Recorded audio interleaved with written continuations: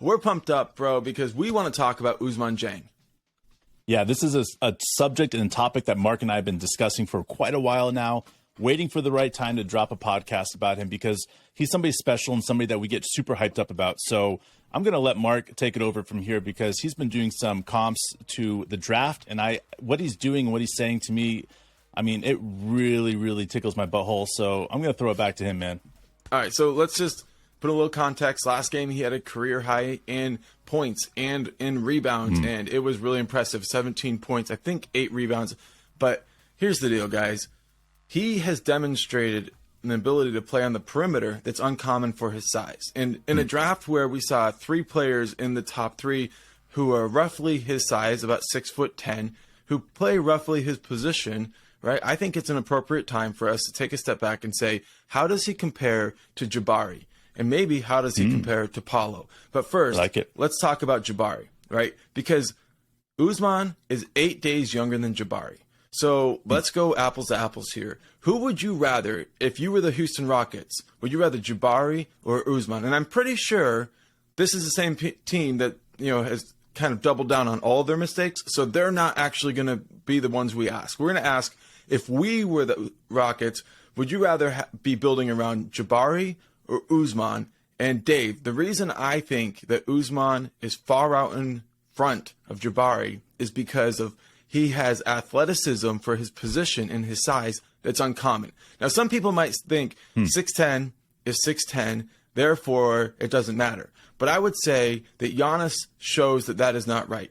Having extreme size with extreme athletic fluidity is huge in the NBA. And both Jabari and Paolo are stiffs, bro. I really struggled at the concept that you would rather Jabari over Dieng in the beginning. I'll be honest with you. I'm sure there's a lot of listeners out there that are saying this is crazy. But the more I started breaking it down and getting into what I've seen from Dieng in this sweet little season of his, and what I've seen from Jabari in quite a bit more games, I have to say, man, in a redraft, I don't think that Jabari goes 3. All right. So that's that. I don't think Jabari goes 3. I don't think Jabari goes top 7 at this point. Really? So with that being said, that opens the door. That opens the door completely because Jabari is a great player, but it's also raw still, even after his first NBA season. So there's so much, road to go for him. But you're looking at Dieng and you're saying, okay, this pieces that I'm seeing. All right, so let's just strip away everything else. Let's say that Dieng is playing for a team like the New York Knicks this year. All right, we're going to see somebody that's going to be putting up 15 points a game as a rookie. And I know people are like, "What?" No, I'm serious, guys. Think about it. He probably starts off in the beginning of the season averaging between 9 and 12 points a game, and by the end of the season, he's averaging 18 points a game. Okay, even that out, someplace in the middle between 14 and 15 points a game. So I watched Dieng and I watched how he's developed, and that's if he stayed injury-free this season and playing for a shitty team. So you see that, and you're like, okay, wow, those numbers are really good. Those numbers are comparable to what I would consider Jabari because these aren't just offensive numbers, Mark, right? Right. These are defensive. These are rebounds. Like he's doing a double-doubles. Then you take the time in the G League that he's had, and you see what he's dominated in the G League, and you're like, okay, Dieng is way better than we could have ever hoped for at this early at his life. He's 19 years old, guys, 19. And he's doing things that are truly insane. He doesn't turn 20 until May. So he's got a long ways to go until he's mature. But I'm saying right now is that Dieng is increasing his value right now every single second. Jabari is not.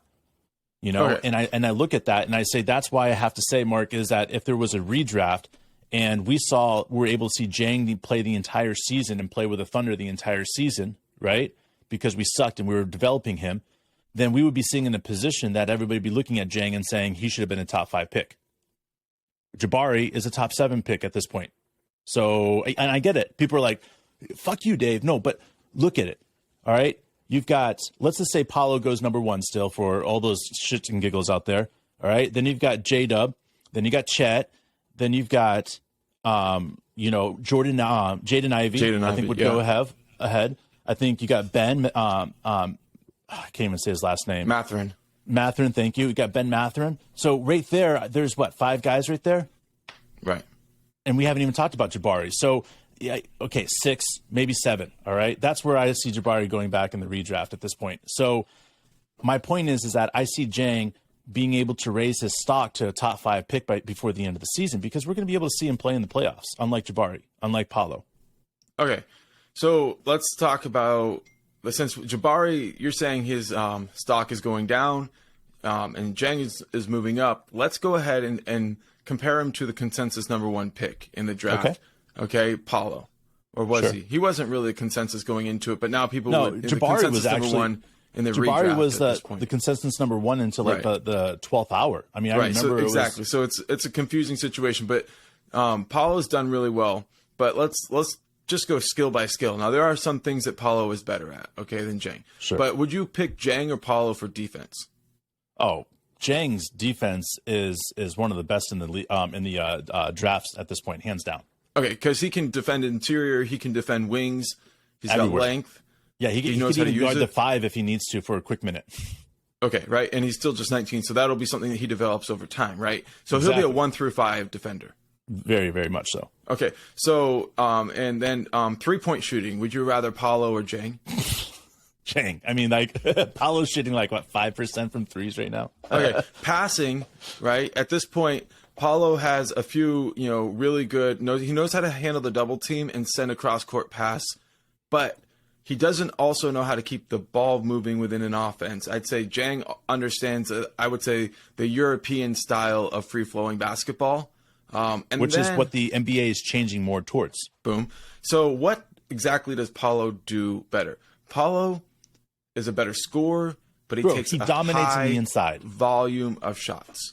That's dominates essentially in the inside. I mean, and he shoots a lot of long twos.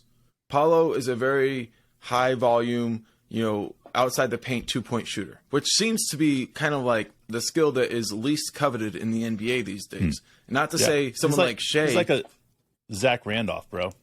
Right. Shea can go out there and do it extremely efficiently because he gets to the free throw line. But if you're just out there jacking up, long twos at this stage in the NBA, unless you're the number 1 pick, you're getting benched. So ultimately, I would say that Paolo is what like a pure front runner, right? People love to put their money into these guys. They love to say, oh, this guy's going to, because he's putting up 20. You know what I mean? Like what other rookie does that? But it's also like, how is he doing it? And how much offense will this guy get as his career goes on if he doesn't develop these skills that Dieng at 19 already has? Yeah, and let's just talk about what I think we talked about how the NBA is changing, guys. How it's becoming more of a offensive dictated game, right? In a time where all these people are focused on getting these offensive players that can put up big numbers, Sam Presti went out and got Dieng, who at this point is a dominant defender. Like somebody that he knew he could develop into a shooter, knew he could develop into a scorer in the inside, but he wanted to draft him primarily probably because of his defense and what he was able to do at 6'10". So I look at Dieng and I'm able to see him as he's maturing and as he's growing quickly. And when we drafted him, I called and totally recognizing that Victor was coming up in the league the next year. What did I call Dieng? I called him the face. Say it. You want me to say it? Yeah, go for it. The face of French basketball. That's what you said with Victor coming up. I mean, I remember exactly what you said. Because there's something different about Dieng, man. And we've been on the Dieng train since we drafted him because there was something about him when we were going through the draft process and recognizing what he could do with a 7-foot wingspan and 6'10". Like we were like, this is not normal. He can shoot. He can play defense. The NBL was an amazing opportunity for Dieng, and he grew in an incredible way. In the games that he played and in the quickness that we saw him grow from the beginning to the end, it was like, damn, this guy can straight up play. And then I knew he could do that in the NBA, but I knew that he was going to be coming in and playing more G League than the minutes than the NBA minutes because he's 19 coming into a team that was going to be competing for a playoff position. So I knew that he was going to be put in the G League. Unfortunately, he got injured because otherwise I think we see these numbers all season from him. He is that much of a player that we have to stop and look at. And Going back to the defensive minded set that Sam Presti is drafting is develop the offense, draft defense, right? J-Dub, Chet, Jang, J. Will. Think about this, guys. Josh that's Giddey. That's why Jang is so important to bring everybody. He's the center of it all on this draft, guys, because if he can develop, guess what happens? This becomes the best draft class that any NBA team has ever had. Because if you have 3 players that become the top 3 picks in the draft, in a redraft in 5 years, what just happened? Sometimes there aren't 3 good players in a draft, bro. I know. And that's what I'm saying is I'm looking at the way that we're developing Jang and looking J-Dub, and I'm like, what the hell is happening? Like, how did this just happen? If Jang is this good and he is meeting what we think and doing the things that we think he can do, how good does this make Oklahoma City? Right. And that's what the whole idea of what we're bringing to the table. When we say dynasty, and we don't say this lightly, when we say future dynasty team, that's what we mean, because Jang is the center of this. We know J-Dub's going to develop. We know Chet's going to develop. If Jang develops and he becomes that dude that opens the floor, that can hit that 3, that can pass the ball, that can get to the hole and finish up high, what do we got? We've got maybe the best 1, 2, 3, 4, 5 combo in the last 3 decades. So I just want to look at it with Jang, right? Like what you just mentioned, that's like, this is the whole formula of what we do here, right? Which is, if what we're seeing is true, then we have to project that into the future and kind of tell you what we think the future might look like. We're positive people, man. Right. So let's talk about Jang. His size for his position with his skill set. Have you ever seen a player like him? His size and his offensive skill set, I would say, reminds me a lot of, in the way that his body is, Brandon Ingram. Offensive skill set. Okay.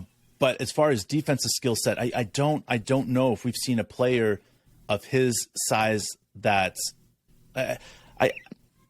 Marcus Camby, like his body frame would be similar. But Marcus Camby could block the shots like motherfuckers. So I can't really compete that to Marcus Camby, because I don't think Jang, that's his game. I think Jang's game is going to be more of getting those steals and hiding behind players and jumping out and getting steals. So I don't know if we've seen a player of his defensive caliber before. So let's think about it from a point of attack perspective of, like, you catch the ball, like, he's going to be on the perimeter on the wing a lot, right? There are 2 options you have to immediately decide. And then the third one is pass it out. But the first one is, can I shoot the ball? Like, are they off of me, right? So the catch and shoot is, you want players who can do that. And then the second thing is, are they guarding me too close? Can I put the ball on the floor and get past my man? Jang is already outstanding at both of those skill sets.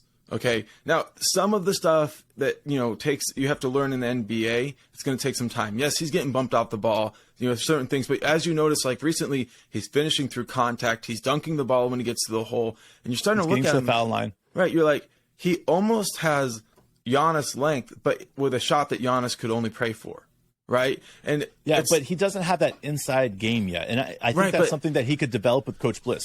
Right. But that's the whole point, right? At this point with Jang, we have to go and take this great player and say his skill set here reminds me of this guy, and this guy over here, and this guy over here, and a little bit of this over here, and you kind of mix it up, and that's how you explain Jang, because there isn't that one guy that you go, Jang is a carbon copy of this dude, and that's the key with Jang. So I think a lot of people, when they see players like this, it makes them nervous. And they're like, oh, it's hard to project. So then they back down and they're just like, well, we'll just ignore him and let him establish himself before we go forward. But here's the key with him.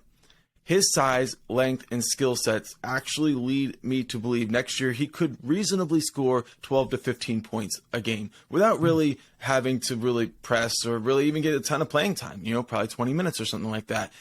Come along slowly, taking his time. But over time, right, when he starts really attacking, when he gets out there and he's in the same mode that we're asking J-Dub to be in, which is attack, right? When he gets to that level, right, no team is going to be able to stop him. Why?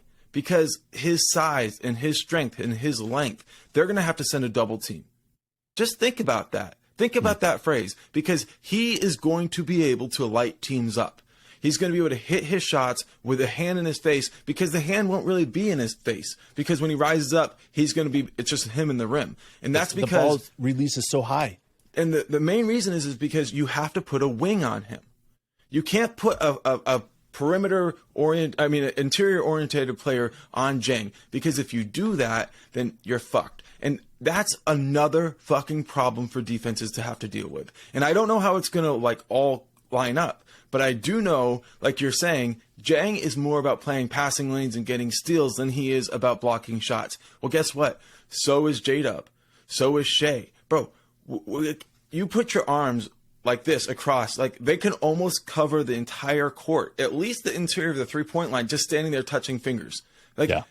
And look, I don't want to talk about guys touching fingers too much, but I just want to say they're long, baby. They're long. It's going to be amazing. And we appreciate every single one of you guys. See you guys tonight.